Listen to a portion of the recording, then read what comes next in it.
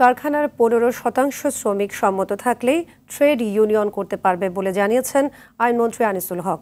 এজন্য কারখানার শ্রমিক সংখ্যা বিবেচনা নেওয়ার প্রয়োজন হবে না।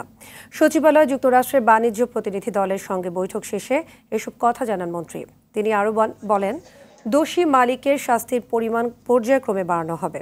সাক্ষাতে ট্রেড ইউনিয়ন, শ্রম আইন সংশোধন, শ্রমিকের অধিকার নিশ্চিত করা সহ 11টি শ্রম বিষয়ে সরকারের পদক্ষেপ জানতে চেয়েছে যুক্তরাষ্ট্রের বাণিজ্য প্রতিনিধি দল।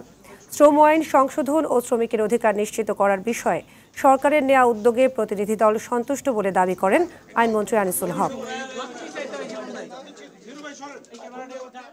বিদ্যমান আছে সেটা হচ্ছে যে সকলের জন্য, সকল কারখানার জন্য 20% শ্রমিক হলেই তারা একটা ট্রেড ইউনিয়ন করতে পারে। আমরা সেটাকে 15%-এ কমিয়ে আনছি।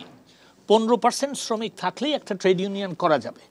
যেই কারখানায় 3000 বা তার উপরে শ্রমিক আছে, আমরা সেইটাও তুলে দিচ্ছি এখন।